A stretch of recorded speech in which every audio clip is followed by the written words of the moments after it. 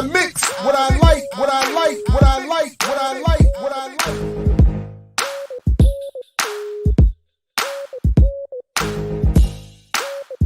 I mix what I like, what I like, what I like, what I like, what I like.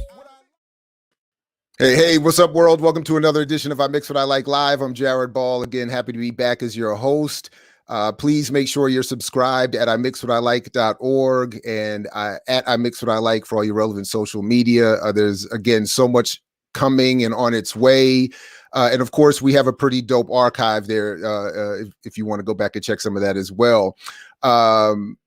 Specifically, starting with even tonight at 7 o'clock Eastern, please be back on our YouTube channel, or if you're watching through imixwhatilike.org or wherever you're, please be on hand, because the premiere episode, the inaugural episode of The Last Dope Intellectual featuring Dr. Sharice Burden-Stelly, Dr. CBS, is going to launch. And I am happy to have played a small part in that and to sort of be her sidekick a little bit in that project.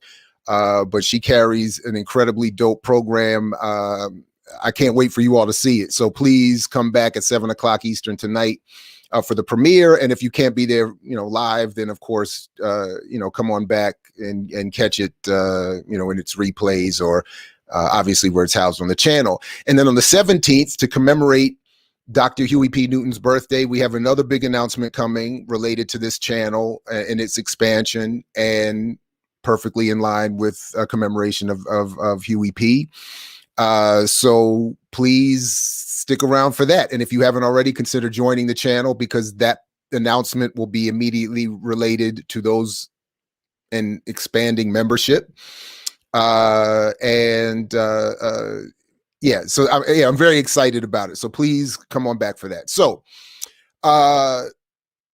speaking of being excited, I'm very excited to be joined by our next guests, who are, among many other things, award-winning journalists and now filmmakers, and for at least a brief time for me, happily colleagues. And if we can get to it, very interestingly, and I think for many surprisingly connected to some enormously popular pop cultural hip hop history.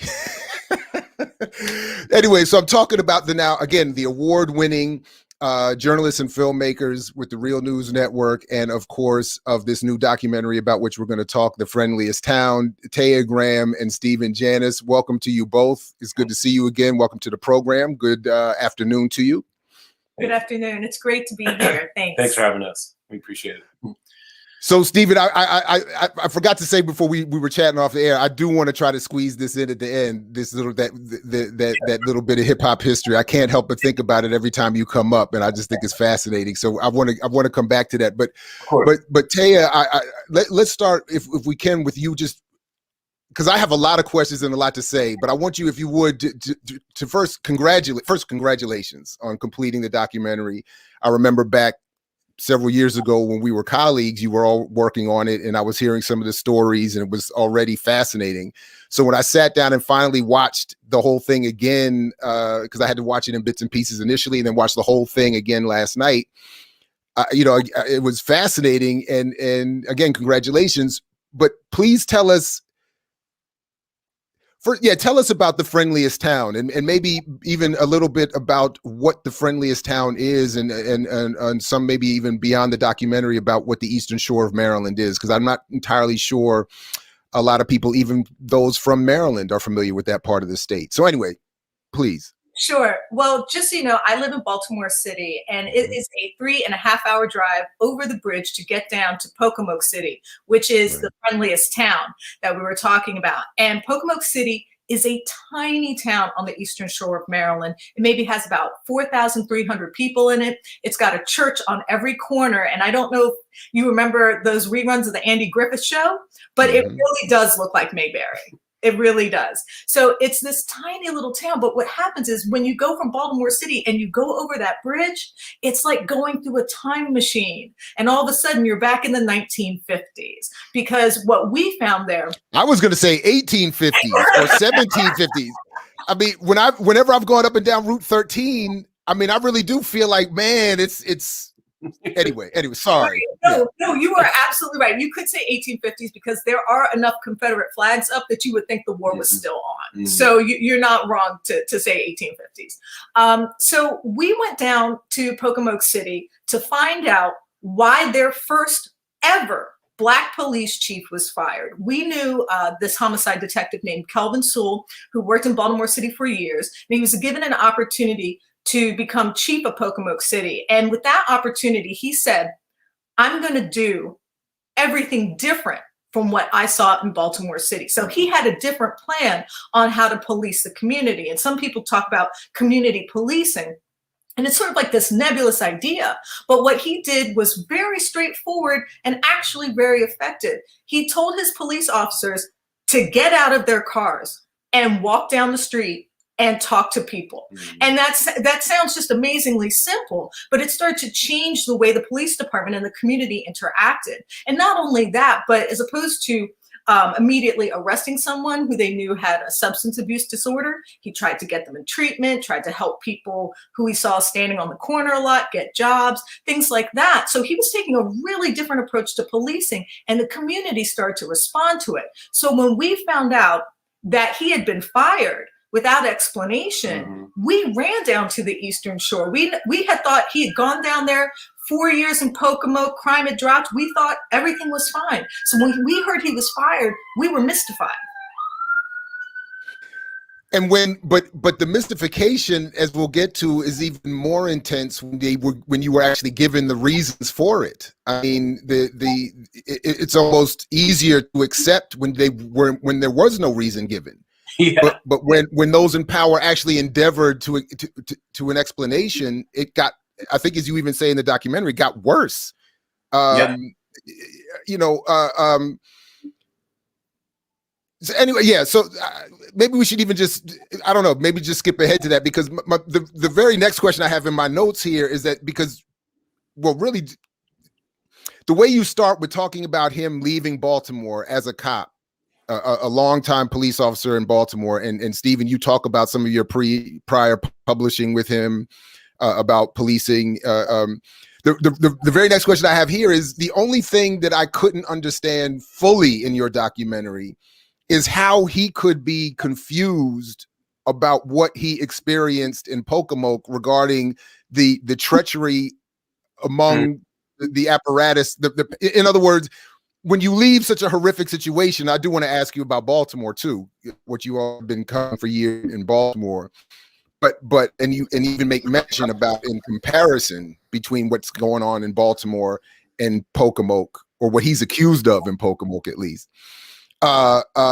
It seems when he says he can't understand why this was happening or how this could happen, that was the only part for me. I was like, how could you be confused? Like, you know how bad the police and the state can get, like, or I would assume after all those years anyway, but maybe we should talk more. When he does go and become the police chief, and he produces crime, and the Black community and whites in the community like him as well, and he's fully involved, he loses his job. You know, because at one point I think you all said you kind of left the story and you're like, okay, you know, it's a wrap, and then you get a call later and he's like, I just got fired. And you're like, what? Yeah. Yeah. So then you go back to cover the firing. What was it that they said was the reason that I guess that takes the documentary and the story into a whole new, almost surprising turn? I mean, it was crazy. Yeah, I mean, although it shouldn't be crazy, right? We shouldn't think it's that crazy. Sorry. Well, right. I mean, that was one of the things. But you know, what happened, you know, is initially they didn't say anything, and you know, Kelvin filed the EOC complaint, and a lot of, you know, there was of course a series of council meetings that were just amazingly chaotic because people were so upset because they couldn't get a reason.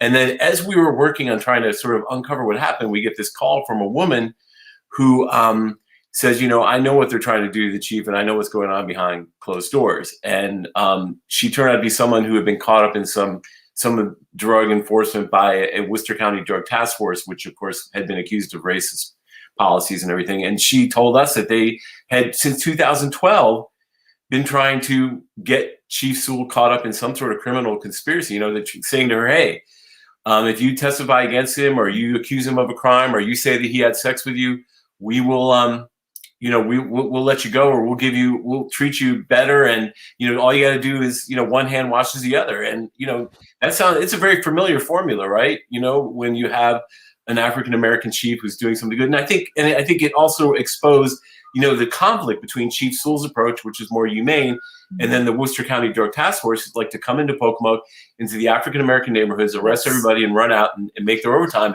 And so they were trying to, we didn't realize this. We thought we're just writing about, this chief and whatever. Right. And then suddenly we realized, hey, they're trying to get this guy convicted, indicted. Right. And let me just say a little something about the Worcester County Drug Task Force. So Stephen's absolutely right.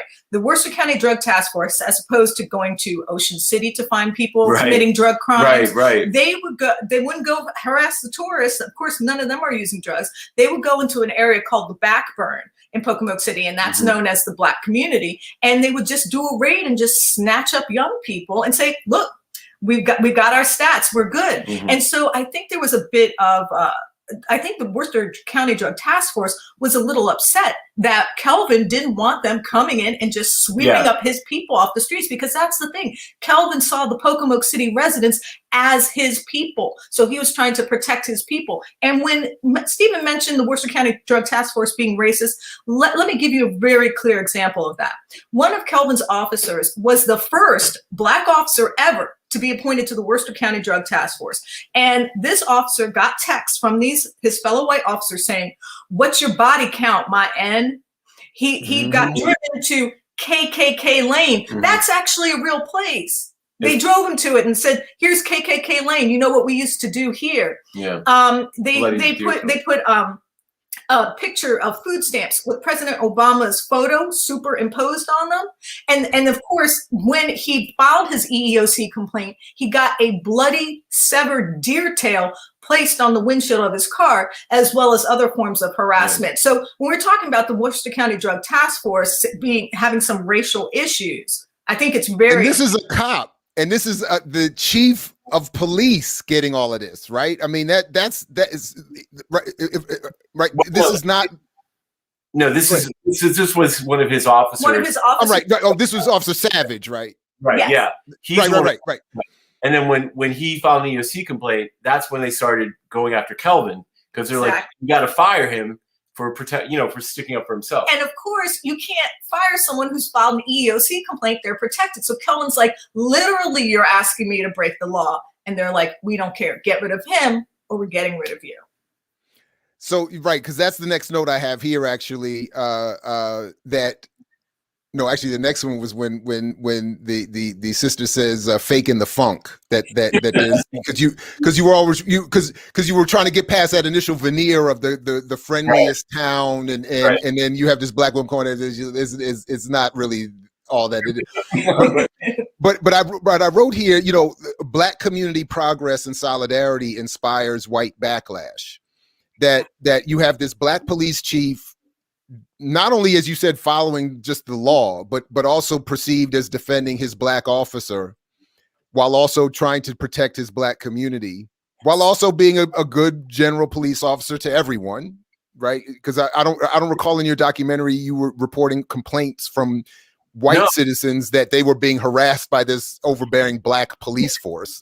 No, they loved him. They loved him. If you look at, there's a scene when Kelvin walks out of City Hall and everyone's applauding, and there are just as many white people there as African American people. The white community. In fact, one of them had a Confederate flag on. Yes, he had a Confederate flag, do-rag, and I was just like, oh, he is conflicted. But we interviewed him later. We didn't use his interview, but he loved Chief Sewell. Yes, he loved Chief Sewell, and because it was so weird. He said there weren't break-ins. Our cars weren't being broken into. Stuff wasn't being stolen when Chief was in charge. Yeah, it was the weirdest conflict. You kind of saw all of the conflicts over racism. But that's the thing. When Kelvin was first fired, everybody in the community showed up to say, hey, what's going on? We love this guy. But then at the second city council meeting, you can see it start to shift. And the people who were supporting Kelvin, the white people who were supporting Kelvin kind of disappeared, melted away. It was like they were all broadcast a message like, it's time for you to quiet down. Yep. It's time to choose your side and you know what side you're on. And then they all seem to reconvene at the block party Right.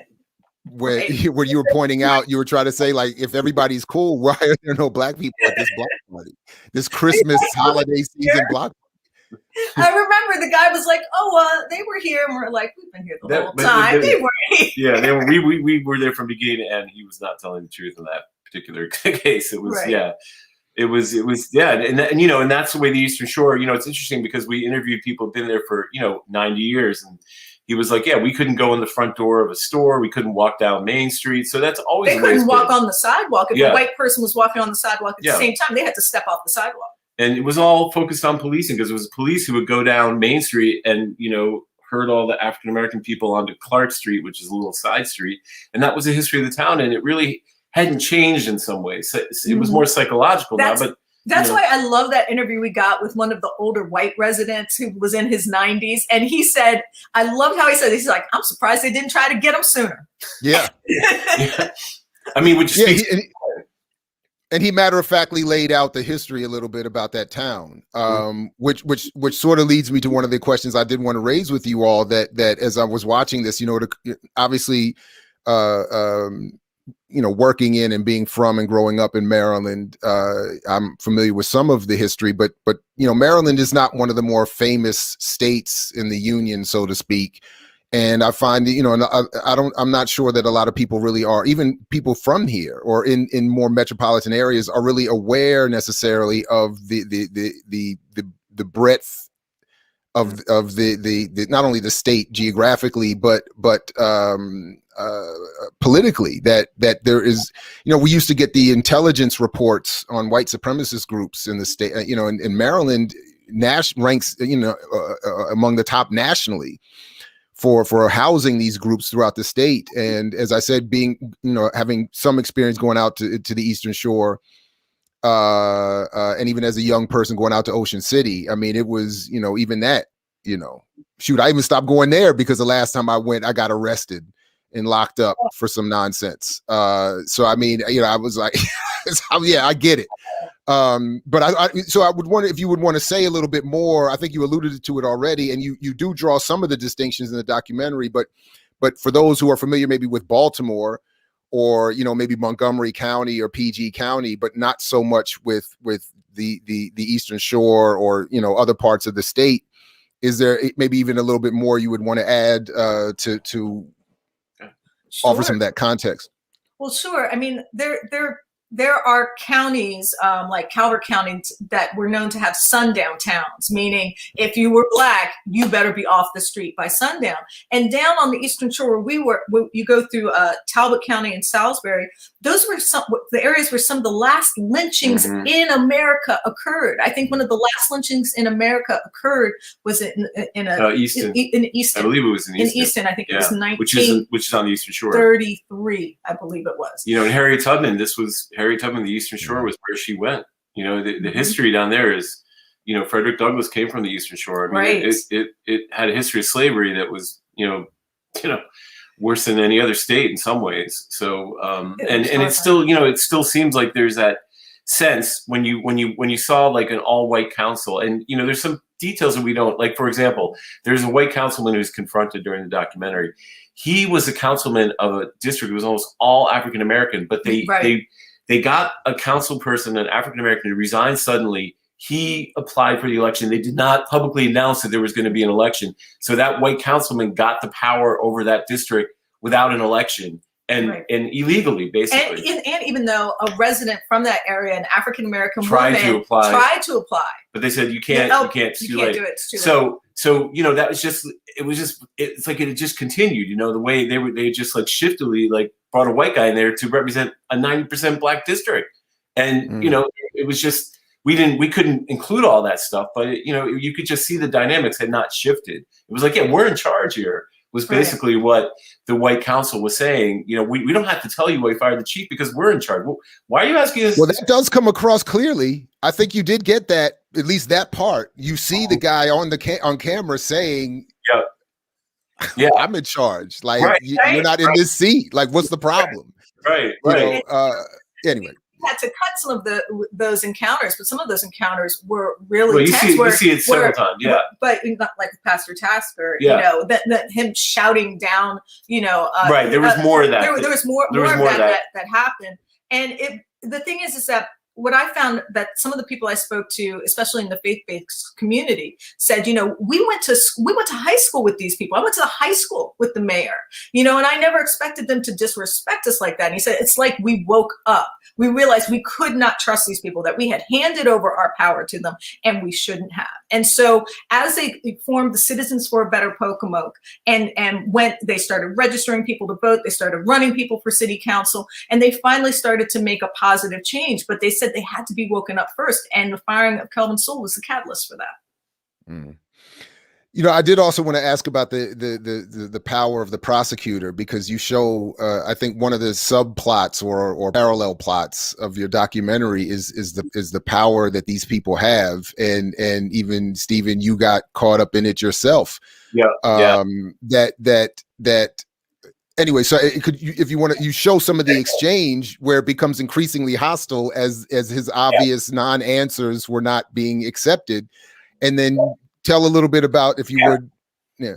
So what happened was that, you know, after Kelvin files his discrimination complaint, we start hearing that the state prosecutor they basically like drove into town and started asking everybody anything they could about Kelvin, you know, try to get something, dirtying him up on something. They finally settled on this 2014 accident involving two parked cars, where a resident an African-American resident had driven into two parked cars and drove a few blocks home and called police. So they tried to say that Kelvin intervened, that he should have charged him with leaving the scene of the accident, which is pretty absurd. Right. And I think he drove like 2 or 3 blocks home to his house. Yeah. I mean, you know, and so they had this big trial, and you just see all the dynamics, how the criminal justice system is used to retaliate, you know, how it's used to enforce racial discrimination. You know, it was just a horrible scene. They go through it once. Kelvin appeals, and he wins the appeal. And they're like, you know, he didn't get a fair trial, which was obvious, because down in Worcester County, everything Kelvin wanted to bring in was just, I mean, you knew the guy was an all-white jury.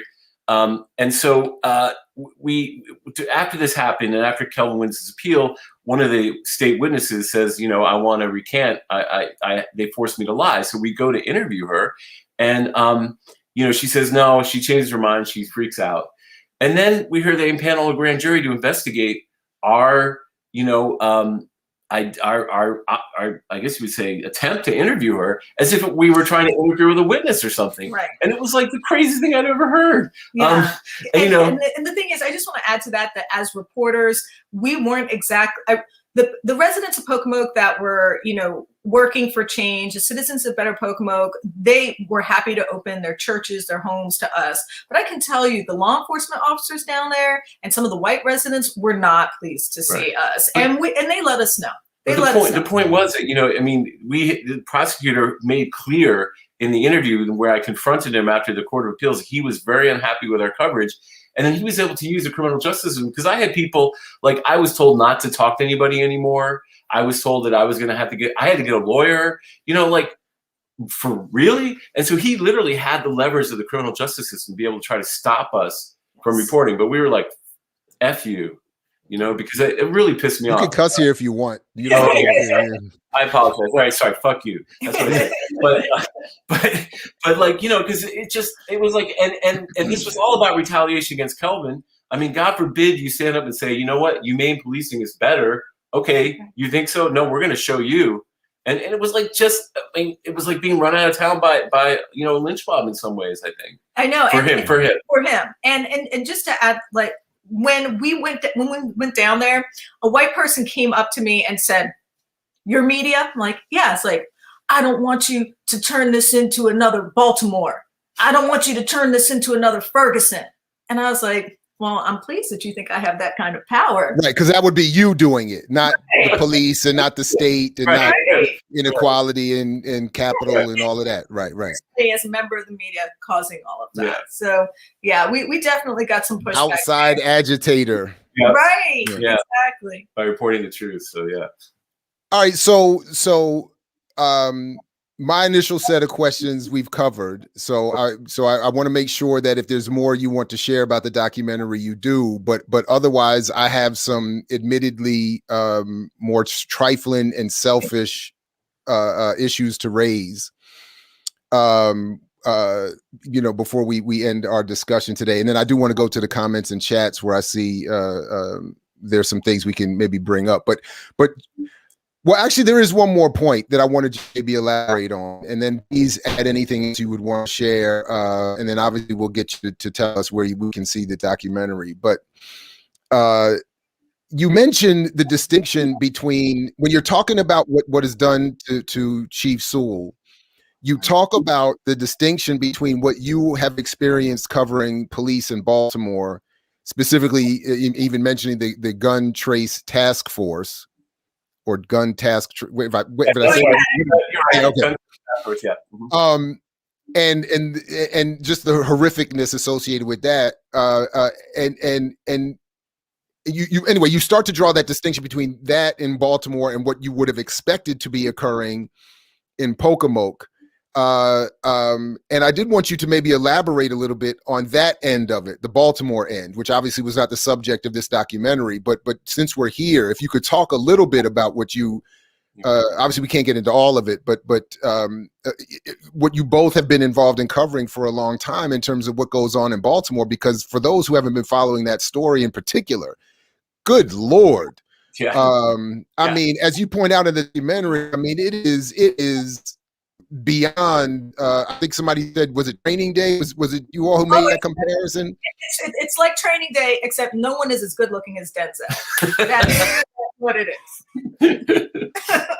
That's and then you said it's like, but then somebody, one of you or somebody pointed out that it's like dozens of Denzels, or at least maybe not as good looking, but dozens of that character all operating at the same time. Yes. Yeah. Absolutely. Anyway. Absolutely. I mean, the gun chase task force initially was a group of 6 officers who robbed residents, dealt drugs, and stole overtime with impunity for years. Yeah. As a matter of fact, I believe one of their drug dealing shops that they were working on is just a few blocks up from my house. And these officers, Avodio Hendricks and Sergeant Wayne Jenkins, they were absolutely relentless and ruthless in their pursuit of money. And they didn't just rob drug dealers.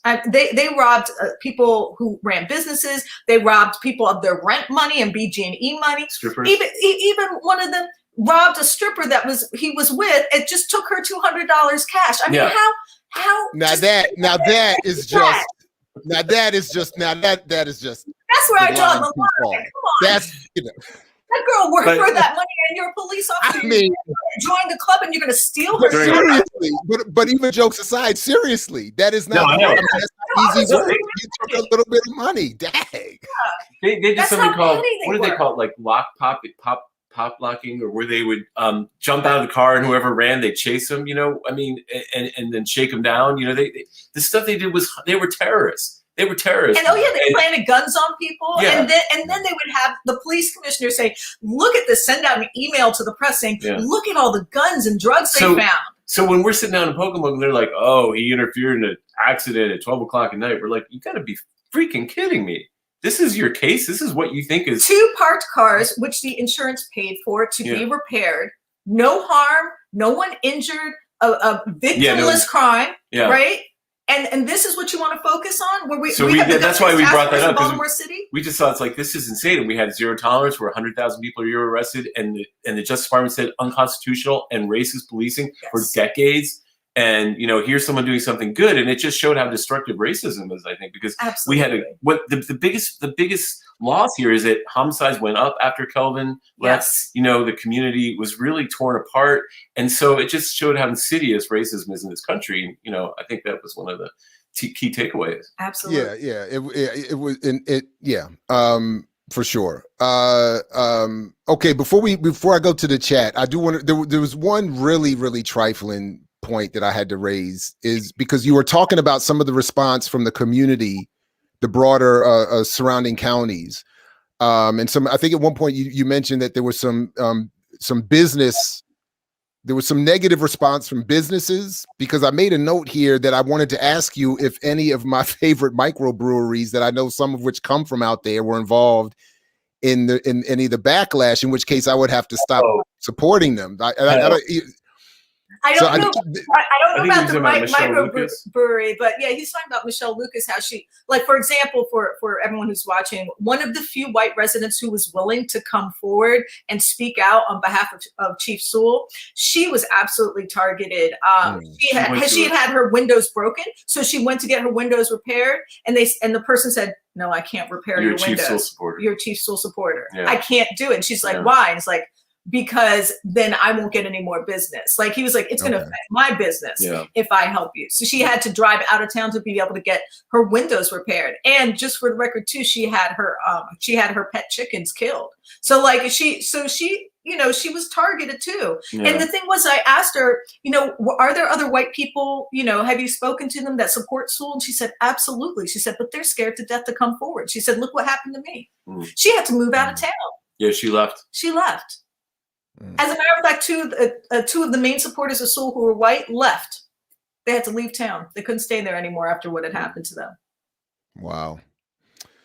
Well, listen, so before we get to the chat, the last one, Stephen, obviously when we were at the Real News together, we sat down and we did an interview about this. But so people, I'll invite them to go and look for that. And I'll put the link here when this goes up. But I just have to, every time I see you or read something you've done, it comes to I'm like, this is the guy that had so much to do with Jay-Z's Hard Knock Life super mega hit from some decades ago. And I just think it's a fascinating twist of history and whatever else. But if there's like a 90s, if you do an elevator version of that story, I don't know if there's like any thoughts about that you would want to, because you have a whole music history, business history past that is pretty interesting also. Well, it started out because my label had released Let Me Clear My Throat by DJ Kool, which people might be familiar with, this big party song. And we used a sample that was created by the 45 King, who is a legendary producer, just to keep a really quick story. And we did remixes together when the record got picked up by American Recordings. And so I started working with him, and we came up with this deal where he would do a beat every day and call me with the beat. And one day he calls me and he said, look what I did with Annie. And I was like, holy shit, that's great. So we drove up, and I drove to his house. I remember we put it on an acetate and we gave it to a DJ who was on the Puffy tour. He started playing it and people went freaking crazy for it. And next thing you know, Jay-Z called us, and we were in the studio with Jay-Z. He did 2 takes, and and the rest is, I guess, hip hop history. And my biggest regret is that they gave me a cassette of it, of a studio mix of Hard Knock Life, which I lost. Ooh. And when we talk about cassettes, think about if I had that cassette. But so, 45 King, if people don't know him, is a genius in his own right. Mad genius, just comes up with. If I'm not mistaken, the first Queen Latifah hit was produced by him. Produced her whole first album. So wait a second, did you help with some of that? No. No. Okay, that's another. No, he was just, it's a long story, but there were a lot of different things that was involved, but that was one of the bigger ones. So that's pretty interesting. I think at some point you should put that whole story somewhere if it isn't. But that's also why we were talking off air beforehand, Taya, that I want to put you in touch with Sister Reagan McCoy, who does the Mixtape Museum. Because whatever cassettes you still have, and then and she'll love to be hurt over that lost tape story that Stephen just told. Well, let me get one more thing really quickly. Taya's dad was in a group called A Spectrum, which was on Atlantic Records. Yeah. Right. This is crazy. Her dad, he was. Oh my gosh, that's right. And her father. Her father's song that he wrote and he produced was sampled by Drake in the song Fancy. Right. You know the song Fancy? That's her dad. Yeah. Are you serious? I am totally freaking serious. Yeah, and there's a version with that T.I. has of Fancy, right? Yeah. So there's a version with T.I. where you can hear more of my dad's music in it, and then in Drake's version of Fancy, you just hear the sample underneath it. Yeah. But that's my dad's. It's called A Spectrum. It was on Atlantic Records. They had 3 pretty big albums. They're a soul group. Yeah, so you see, she outdoes me. I'm actually speechless about that. and also caught up in my head about all the recent allegations about T.I. and Tiny. So I was like, I don't know if anybody wants the association at this point, but anyway, no, I mean, that's fascinating. So I see at least some. I'm going to get to some of the questions in the chat here, and I know one of them was, where can they find the documentary? And again, we are talking about The Friendliest Town on the Eastern Shore is the full title, but where can they get it? So The Friendliest Town you can get it on Amazon. It's on iTunes. It's on YouTube. It's on Vimeo. It's all VOD rent for a price. There are a couple other ones, but those are the primary ones, like Amazon, iTunes, YouTube. You just type in The Friendliest Town on YouTube and you'll see it. It's like $3.99. Or in Amazon, you just type in The Friendliest Town and it'll be there. And you can also get it as a DVD if that's what you like. If you want a DVD, it's available on Amazon. So all the major platforms where you pay, it's on Comcast. Like you can rent it on Comcast. Yeah, we were very lucky. We got a national distributor called Gravitas. So it's like everywhere. And then in 90 days, it goes into streaming somewhere. So it might be on Netflix or something. We don't know. But, for now, you can get it anywhere that you can. Yeah. Well, I happily spent my few dollars to at least get the rental. So I mean, it was well worth the watch. And again, I mean, obviously we've outlined the story, but there's so much more in the documentary, and it's very well done. You get to see, I think, the cutaways that you include from the reports. The jokes and Taya dancing and all that kind of stuff. I mean, all that stuff is pretty cool. You get all of those in there as well. You can see me grow up in there. Like, it looks like I'm growing up in that documentary. Oh, no, of course, because of course you haven't aged a day. So obviously that's not. We're not trying to get anybody in trouble over here. I know those setups. I'm a married man. I know those setups. You're not gonna get. Sis Jay-Z, she still likes you. Yeah, look, I've admitted Jay-Z used to be. Look, up until he did the was that 40? Holy Grail album, he was my biggest contradiction, because I was a big fan, and he politically, to me, was is pretty much useless. But once he opened up with Justin Timberlake on an album, it made it easy for me to walk away. I was like, okay, now we're clearly, was all I needed to hear. I said, okay, now it's easy for me to move on. But anyway, listen, I it was good to catch you both, the congratulations again on the documentary. And I also, by the way, like all the shots with all the awards lined up behind the both of you. That was pretty slick and well done when you're doing that. So congratulations on all of that. Well, you gotta do what you got to do. Right. Anyway, but congratulations, and we look forward to hearing, obviously more from your work, and good luck with the documentary. Thank you so much for having us. This is a lot of fun. This is great. Absolutely. Anytime. Good to catch up. We'll talk to you soon. Take care. Take care.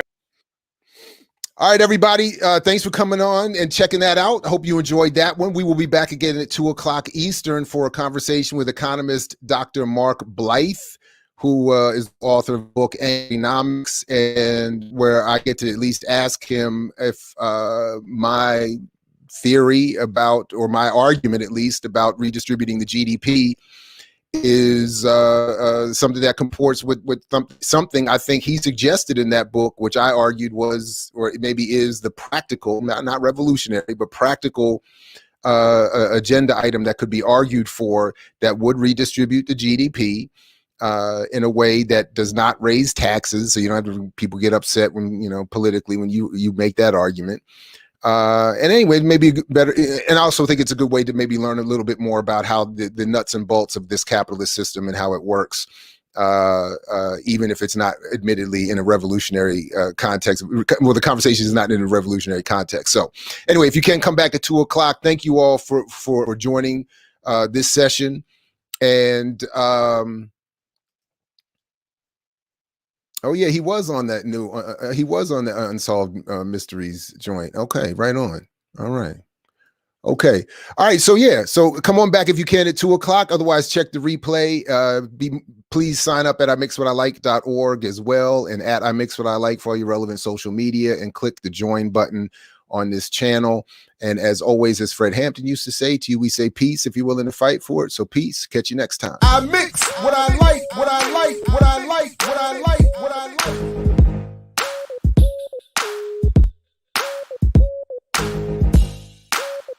I mix what I like.